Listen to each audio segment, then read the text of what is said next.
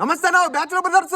ఈ రోజు అయితే పేడ గుడ్లు అయితే చేస్తున్నాము. పేడ గుడ్లు ఎందుకు మెంటలోడు అనుకోబాకండి. సంవత్సరం రోజుల క్రితం మా నందుగాడి కోసం పేడ గుడ్లు అయితే తయారు చేసిన ఆ వీడియో ఈ రోజు చూసి ఆ పిల్ల బ్యాచ్ అయితే పేడ గుడ్లు తయారు చేయమని అడిగిండ్రు. ఇలా ముగ్గురు కోసం పేడ గుడ్లు అయితే రెడీ చేస్తున్నా. స్వచ్ఛమైన బర్రి పేడతో పేడ గుడ్లు ఎడ తయారు చేస్తారో చూద్దాం రండి. ఫస్ట్ అయితే ఈ కోడి గుడ్లు పేడలో అయితే పెట్టుకుందాం. ఈ పేడలో పెట్టుకున్న కోడి గుడ్లు పొయ్యిలో అయితే కాల్చుకుందాం.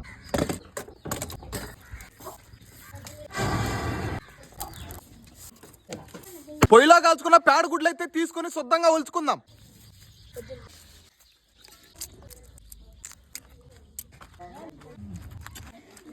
ఒక రొంత ఇడ్లీ కారం వేసుకుందాం, కారంగా ఉండాలి కదా.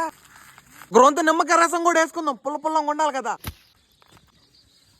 పేడలో ఉడకబెట్టిన కోడిగుడ్డు ఎట్టుందో తిందామా. అబ్బా, ఆ కారానికి కోడిగుడ్డుకి నిమ్మకాయ రసానికి పిడిచిందట్టే. పూర్వకాలంలో మా పెద్దోళ్ళు గొర్రెలకు పోతే అక్కడ అడవిలో ఎన్న గుడ్లు దొరికితే పేళ్ళలో ఉడకబెట్టుకుని తినేవాళ్ళంట. అందుకనే వీడియో చేస్తున్నా. మీరు మాత్రం తిట్టుకోబాకండి. వీడియో అట్టుందా కామెంట్ చేసామనుకోండి.